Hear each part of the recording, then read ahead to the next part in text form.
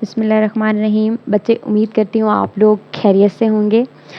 बेटा, हमारा चैप्टर 1 जो है वो कंप्लीट हो चुका है। अब हमने नेक्स्ट चैप्टर स्टार्ट करना है, chapter 3 which is enzymes. Before going on to our topic we will discuss the outline. आज हमने पढ़ना है बच्चों कि एंजाइम्स हैं क्या, क्या स्ट्रक्चर है एंजाइम का, कौन कौन से कंपोनेंट्स हैं एंजाइम के, and at the end we will discuss about the types of cofactors. तो स्टार्ट करते हैं अपना टॉपिक। बेटा, अगर हम बात करें एंजाइम्स की कि एंजाइम्स हैं क्या, हमारी बॉडी में ना मिलियन ऑफ केमिकल रिएक्शंस हो रहे हैं। कुछ चीज़ें टूट रही हैं, कुछ चीज़ें बन रही होती हैं, यानी कि कैटाबॉलिक रिएक्शंस हो रहे हैं, एनाबॉलिक रिएक्शंस हो रहे हैं। इन सारे रिएक्शंस को मिला के हम मेटाबॉलिक रिएक्शंस कह रहे हैं। ये हमारा मेटाबॉलिज्म बना रहे हैं। अब ये जो केमिकल रिएक्शंस हो रहे हैं, कुछ चीज़ें टूट रही हैं, कुछ चीज़ें बन रही हैं, इनको कंट्रोल क्या चीज़ कर रही है? इनको कंट्रोल कर रहे हैं एंजाइम्स। तो एंजाइम्स क्या हैं भला? एंजाइम्स ऐसे बायोलॉजिकल कैटलिस्ट होते हैं जो कि केमिकल रिएक्शंस को स्पीड अप कर रहे हैं, लेकिन खुद इस्तेमाल नहीं होते। एंजाइम की सिग्निफिकेंस का अंदाज़ा, अहमियत का अंदाज़ा ज़रा लगाएं कि हमारी केमिकल रिएक्शंस को कंट्रोल कर रहे हैं। जितने भी केमिकल रिएक्शंस हैं उनको प्रोसीड करवाते हैं और विद इन ड्यू टाइम उनको कंप्लीट करवा रहे हैं, और इसी की वजह से लाइफ पॉसिबल है। बेटा, अगर कोई कहे ना कि भाई क्या रिएक्शंस जो हैं वो एंजाइम के बगैर पॉसिबल हैं, तो आपने कहना है हाँ जी, एंजाइम्स के बगैर रिएक्शन तो पॉसिबल हैं, बट वो रिएक्शंस इतनी स्लो स्पीड पर प्रोसीड करेंगे कि लाइफ के लिए उनकी कोई अहमियत नहीं रहेगी। ठीक है, तो जो है ना बेटा, लाइफ इम्पॉसिबल होगी एंजाइम्स के बगैर। रिएक्शंस तो पॉसिबल हैं पर लाइफ पॉसिबल नहीं है। अब एक क्वेश्चन बच्चों के माइंड में और भी आ सकता है बेटा कि क्या एंजाइम्स जो होते हैं ना ये outside the living body work करते हैं या नहीं करते? तो जी हाँ, enzymes outside the body work करते हैं। अगर जिस टेम्परेचर में, जिस पीएच रेंज में एक पार्टिकुलर एंजाइम वर्क करता है, वो हम कंडीशंस उनको आउटसाइड द बॉडी प्रोवाइड कर दें तो एंजाइम्स वर्क करेगा। आते हैं बेटा एंजाइम के स्ट्रक्चर की जानिब।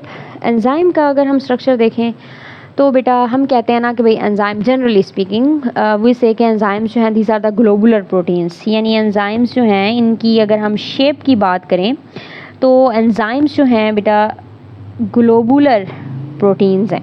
ठीक है, अब ये जो ग्लोबुलर प्रोटीन्स हैं, ये ग्लोबुलर शेप आई कैसे है? एंजाइम्स बेटा पॉलीपेप्टाइड चेन से मिलकर बनते हैं।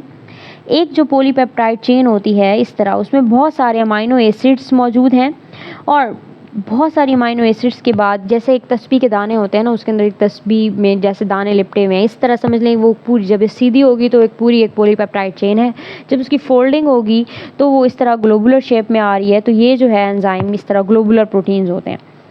ठीक है, यानी एक लीनियर चेन कॉइल्ड होकर क्या बना रही है? ग्लोबुलर या 3 डायमेंशनल स्ट्रक्चर बना रही है।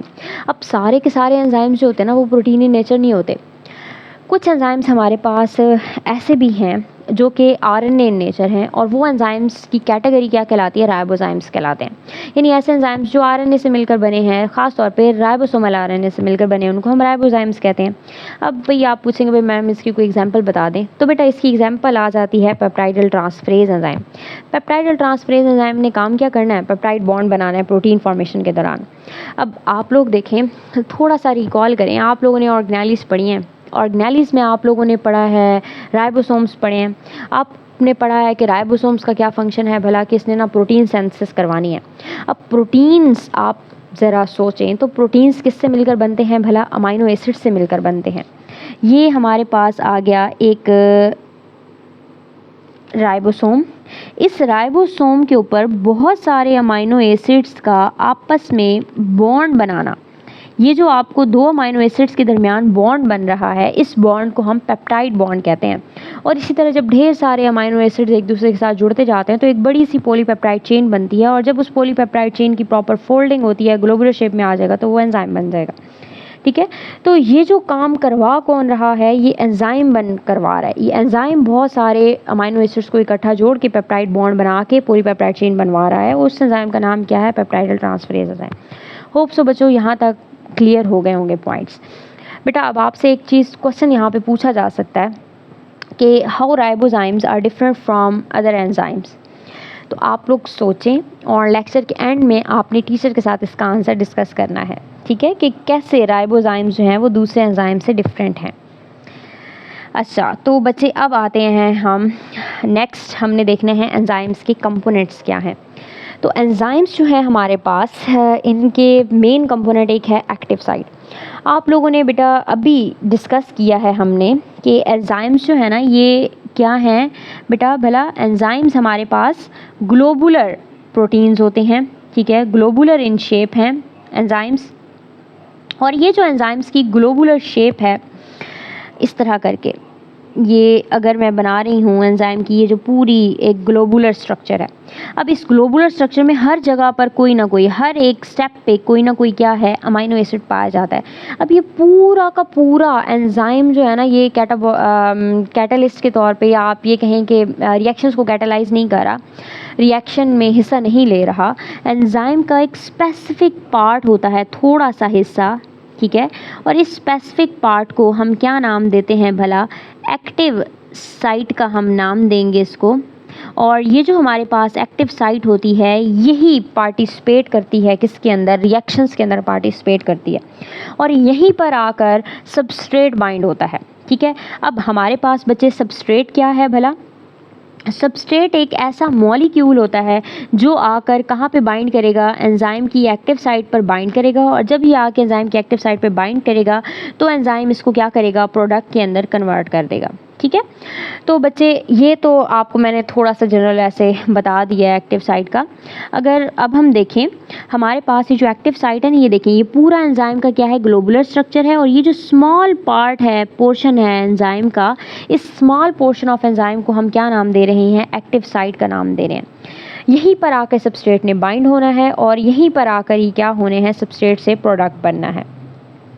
अब ये जो एक्टिव साइट होती है हमारे पास बेटा, ये चार्ज बियरिंग होती है, क्योंकि एक्टिव साइट के ऊपर भी एंजाइम्स अमाइनो एसिड्स पाए जाते हैं, और अमाइनो एसिड के ऊपर कोई ना कोई चार्ज मौजूद हो सकता है, या तो वो नेगेटिव चार्ज होगा या तो वो पॉजिटिव चार्ज हो सकता है, ठीक है, उसकी वजह से इस एक्टिव साइट का चार्ज होगा। अच्छा, नेक्स्ट अगर हम देखें बेटा, तो ये जो एक्टिव साइट होती है ये 3 to 12 अमाइनो एसिड्स पर मुश्तमिल होगी, और ये जो 3 to 12 अमाइनो एसिड्स हैं ये बेटा टर्शरी या क्वार्टरनरी स्ट्रक्चर के दौरान एक दूसरे के करीब आएंगे। ऐसा नहीं है कि ये जो 3 से 12 अमाइनो एसिड है ना, 3 to 12 अमाइनो एसिड, ये इकट्ठे पड़े होंगे, पड़े भी हो सकते हैं और नहीं भी हो सकते, ठीक है। तो ये ना टर्शरी और क्वार्टरनरी स्ट्रक्चर के दौरान एक दूसरे के करीब आते हैं और एक प्रॉपर शेप बनाते हैं, जो कि किसकी शेप है, एक्टिव साइट की शेप है। यहाँ पे आपको नज़र भी आएगा, ये देखें ये हमारे पास है बेटा हमारी ये एंजाइम की एक्टिव साइट है, और ये बेटा देखिए अगर हम, तो ये आपको इन्होंने दिखाया है एक आप ये कहें कि पॉलीपेप्टाइड चेन दिखाई है। इस पॉलीपेप्टाइड चेन में ये कुछ अमाइनो एसिड हैं, ये हैं अमाइनो एसिड, ये अमाइनो एसिड हैं, और ये अमाइनो एसिड हैं। ये सारे ये जो अमाइनो एसिड हैं बेटा हमारे पास, ये अमाइनो एसिड क्या काम कर रहे हैं भला, ये अमाइनो एसिड्स मिलकर एक प्रॉपर साइट बनाते हैं, जिस साइट को क्या नाम दिया है इन्होंने, एक्टिव साइट का नाम दिया है, ठीक है। क्या नाम दे रहे हैं हम, एक्टिव साइट का नाम दे रहे हैं। ये देखें ये एक्टिव साइट आपकी, अब ये जो शेप है वो इस तरह की ये शेप बना रहे हैं, एक्टिव साइट की इस तरह शेप बना रहे हैं, ठीक है। अच्छा, अब हर एक एक्टिव साइट के ऊपर पार्टिकुलर सबस्ट्रेट आके बाइंड होता है, ऐसा नहीं है भी हर कोई आके बाइंड हो जाएगा, नहीं, पार्टिकुलर सबस्ट्रेट बाइंड होता है। ये जो एक्टिव साइट की शेप होती है ना, ये सबस्ट्रेट के साथ कंपैटिबल होती है, और दूसरी इसकी सबस्ट्रेट के साथ थोड़ी सी एफिनिटी भी होती है। अब देखें 3 आपको यहाँ पे सबस्ट्रेट दिखाए गए हैं, number 1 protein, number 2 carbohydrate, number 3 fats. 3 substrate में से कौन सा सबस्ट्रेट इस एंजाइम के साथ बाइंड होगा, जिस एंजाइम का नाम है प्रोटीएज, क्या नाम है, प्रोटीएज, ठीक है, इसके साथ बाइंड होगा। तो देखें जिसकी शेप इससे कॉम्प्लीमेंट्री होगी, फैट की है नहीं है, कार्बोहाइड्रेट्स की नहीं है, प्रोटीन की शेप जो है वो इसकी कॉम्प्लीमेंट्री है, तो कौन सा सबस्ट्रेट बाइंड होना है, प्रोटीन बाइंड होने हैं यहाँ पे, और ये एंजाइम प्रोटीएज इस प्रोटीन की ब्रेक डाउन कर देगा, ठीक है बेटा। अब यहाँ पे आपको एक एग्जांपल इन्होंने बताई है भाई, एल्डोलेज एंजाइम है ना, तो एल्डोलेज एंजाइम की एक्टिव साइट के ऊपर ग्लाइसिन है, हिस्टीडीन और एलानिन अमाइनो एसिड पाए जाते हैं, ठीक है। अच्छा, नेक्स्ट आ जाते हैं भाई एक्टिव साइट के रीजन्स। एक्टिव साइट जो है ना इसके भी फर्दर आगे 2 रीजन्स पाए जाते हैं। अब एक्टिव साइट को ऐसा आम ना समझें आप लोग, ठीक है, एक्टिव साइट के भी आगे 2 रीजन हैं भाई, बॉस है ये, ठीक है। अब देखें एक्टिव साइट के 2 रीजन्स हमारे पास कौन कौन से हैं, हम उनको भी देख लेते हैं। तो बच्चे हमारे पास एक्टिव साइट के 2 रीजन हैं, ये से फॉर एग्जांपल मैं आपको बना के दिखा रही हूँ ना, एक एंजाइम, ठीक है, इस एंजाइम की ये शेप है, ठीक है। अब इस एंजाइम के ऊपर कुछ अमाइनो एसिड हैं, जैसे ये अमाइनो एसिड हो गया, ये अमाइनो एसिड हो गया, यहाँ पे एक अमाइनो एसिड है, ये अमाइनो एसिड्स मिलकर एक साइट बनाते हैं और उस साइट को हम नाम देते हैं बाइंडिंग साइट का। और दूसरा जो बाकी के अमाइनो एसिड्स यहाँ पर मौजूद हैं, जैसे यहाँ हो गया, ये अमाइनो एसिड हैं, ये सारे अमाइनो एसिड ये मिलकर बनाते हैं एक साइट, कैटालिटिक साइट। अब बाइंडिंग साइट क्या है और कैटालिटिक साइट क्या है? तो बच्चे जो हमारे पास बाइंडिंग साइट होती है, ये एक ऐसी साइट है जिसने किसको रिकॉग्नाइज़ करना है, सबस्ट्रेट को आइडेंटिफाई करना है कि भाई ये अच्छा इतने सारे सबस्ट्रेट हों, कहेगा ओहो क्या हो गया ये, आय हाय ये इसमें से ना मेरा ये है सबस्ट्रेट, इसको रिकॉग्नाइज़ किसने करना है, बाइंडिंग साइट ने रिकॉग्नाइज़ करना है और अपने साथ बाइंड करवाएगा कि भाई आजा आजा मेरे साथ बाइंड हो जा बस, ठीक है। वो आ गया और आके इसके साथ क्या कर गया, बाइंड कर गया। अब जब बाइंड हो गया तो रिएक्शन उस सबस्ट्रेट को प्रोडक्ट में किसने कन्वर्ट करना है, तो भाई वो काम हैंड ओवर कर देगा किसके, कैटालिटिक साइट के, कहेगा भाई अब तू बॉस है कर ले काम, इसको कर ले प्रोडक्ट में कन्वर्ट। तो कैटालिटिक साइट ने क्या काम करना है, ये इसको प्रोडक्ट में कन्वर्ट कर देगा, ठीक है। ये ऐसा पार्ट है सब एक्टिव साइट का जिसने सबस्ट्रेट को प्रोडक्ट में कन्वर्ट करना है, ठीक है। तो एक्टिव साइट के भी दो रीजन हैं, नंबर 1 बाइंडिंग साइट जिसका क्या काम है, सबस्ट्रेट को आइडेंटिफाई करना और अपने साथ बाइंड करवा देना। दूसरा रीजन कौन सा है हमारे पास, कैटालिटिक साइट। कैटालिटिक साइट का क्या काम है भला, इसने सबस्ट्रेट को कन्वर्ट करना है प्रोडक्ट में, ठीक है बेटा। होप सो आपको ये पॉइंट्स क्लियर हो गए होंगे। मूव करते हैं हम अपने नेक्स्ट पॉइंट की जानिब, जो कि है हमारे पास कोफैक्टर। अब बेटा बहुत सारे एंजाइम्स ऐसे होते हैं ना जो सिर्फ़ और सिर्फ प्रोटीन्स से मिलकर बने हैं और वो एज अ प्रोटीन ही वर्क करे, उनको किसी और चीज़ की ज़रूरत ही नहीं है भाई केमिकल रिएक्शन को प्रोसीड करने के लिए, ठीक है। लेकिन कुछ एंजाइम्स ऐसे भी हैं जो कि जिनको नॉन प्रोटीन पार्ट की ज़रूरत होती है अपने फंक्शन परफॉर्म करने के लिए, और वो जो नॉन प्रोटीन पार्ट है हमारे पास, वो नॉन प्रोटीन पार्ट क्या कहलाता है, कोफैक्टर कहलाता है, ठीक है। अच्छा, अब हमारे पास जो कोफैक्टर है, कोफैक्टर करेगा क्या भला, कोफैक्टर ना एक ब्रिज के तौर पे एक्ट करता है एक्टिव साइट के दरमियान और सबस्ट्रेट और एंजाइम्स के दरमियान, ठीक है। एक्टिव साइट पे एक ब्रिज के तौर पे काम करता है। अब यहाँ पे अगर मैं आपको बनाकर दिखाऊं तो ये देखें, ये है जी हमारा एक एंजाइम है हमारा, ठीक है। ये आपको मैं बनाकर दिखाती हूँ, एंजाइम बन गया।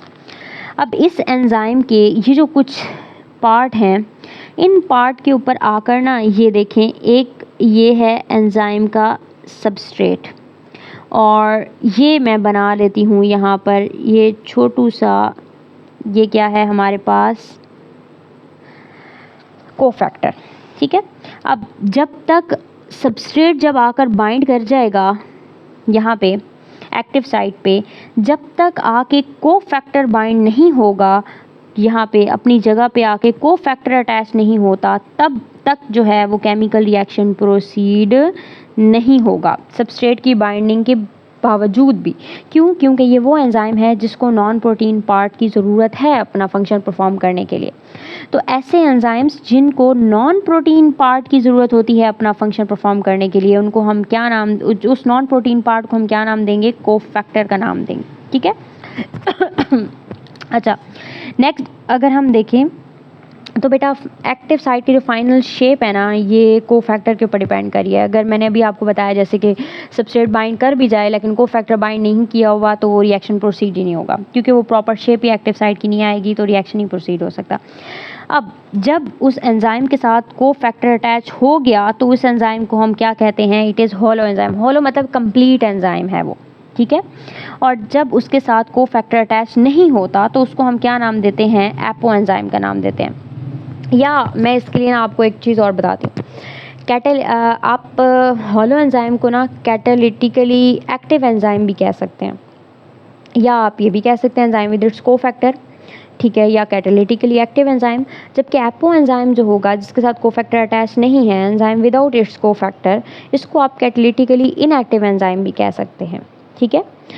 अच्छा, नेक्स्ट हम प्रोसीड करते हैं बेटा, आगे देखते हैं। तो बाज़ औक़ात ऐसा होता है हमारे पास कि कुछ जो एंजाइम्स होते हैं ना, उनको कोफैक्टर की ज़रूरत नहीं होती, ठीक है, फिर भी वो एक्टिव और इनएक्टिव स्टेट्स शो करते हैं, जिसमें एक एंजाइम कौन सा है हमारे पास, पेप्सिनोजेन। पेप्सिनोजेन का अगर हम स्ट्रक्चर देखें ना तो बेटा पेप्सिनोजेन का मैं यहाँ पे आपको एक स्ट्रक्चर सा बना के दिखाती हूँ, ठीक है।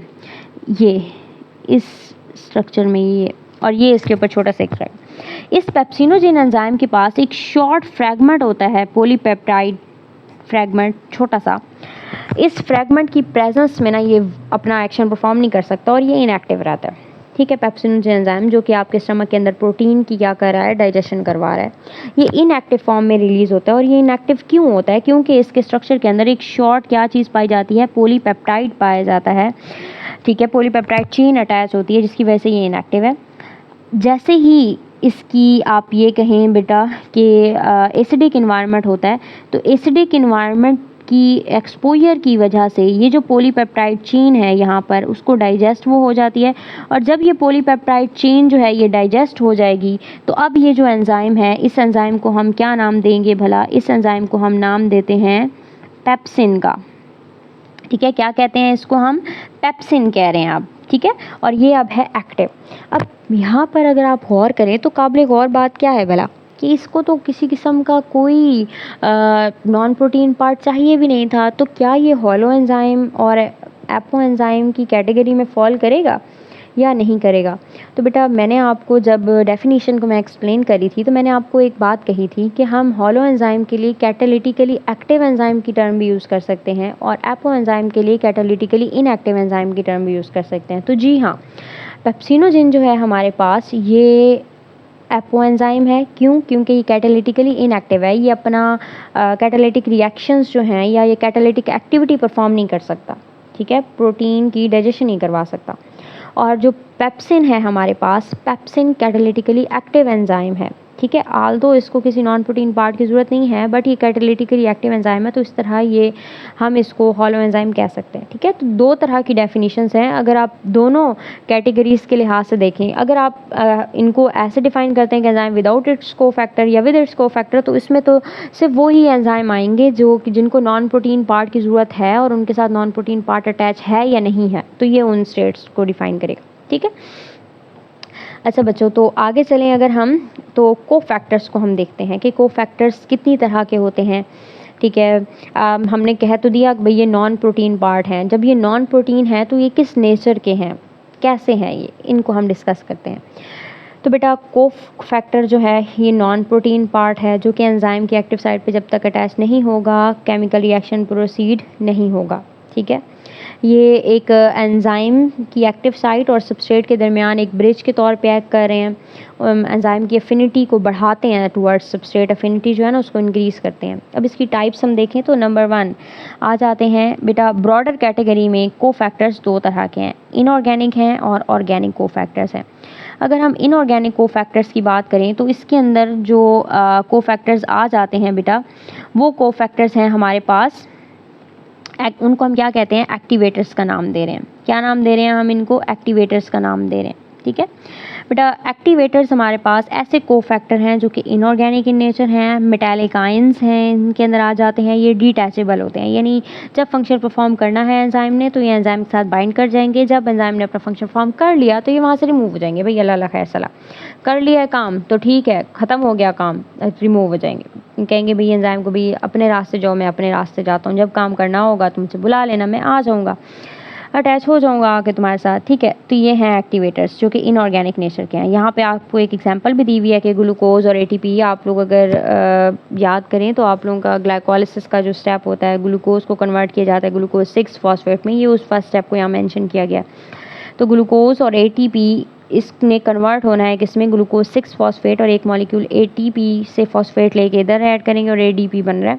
इस रिएक्शन को कैटालाइज कर रहा है एक एंजाइम हेक्सोकाइनेज, पर ये हेक्सोकाइनेज ने ऐसे अकेला वर्क नहीं कर सकता, इसको नॉन प्रोटीन पार्ट की ज़रूरत होती है, और वो नॉन प्रोटीन पार्ट क्या है, मैग्नीशियम आयन है, ठीक है बच्चे। तो नेक्स्ट हम आते हैं सेकंड टाइप की जानिब, जो कि कैटेगरी है जो कि है ऑर्गेनिक मॉलिक्यूल्स। अब ऑर्गेनिक इन नेचर के जो हमारे पास कैटलिस्ट हैं ये दो तरह के हैं।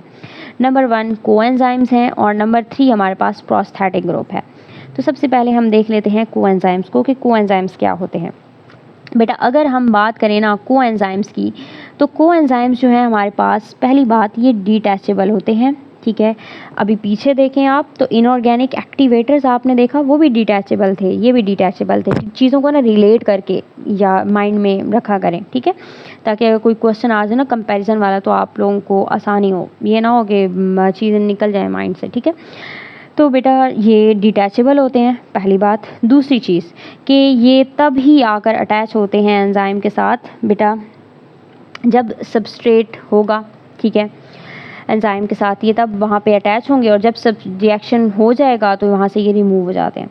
ये ऑर्गेनिक इन नेचर हैं। नेक्स्ट अगर हम देखें तो इनमें विटामिन के ये डेरिवेटिव्स होते हैं। इसकी एग्जांपल्स में एटीपी, एनएडी पॉजिटिव और एफएडी पॉजिटिव आ जाते हैं। यहाँ पे आपको एक एग्जांपल भी दी हुई है कि इथाइल अल्कोहल ने कन्वर्ट होना है किसके अंदर, एसिटाल्डिहाइड में और प्लस NADH2 में। तो उसके लिए जो रिएक्शन जो एंजाइम चाहिए वो है अल्कोहल डिहाइड्रोजिनेज एंजाइम, लेकिन वो अकेला वर्क नहीं करता, उसको एक नॉन प्रोटीन पार्ट की ज़रूरत है। और यहाँ पे वो जो नॉन प्रोटीन पार्ट है वो क्या है, हमारे पास NAD पॉजिटिव है।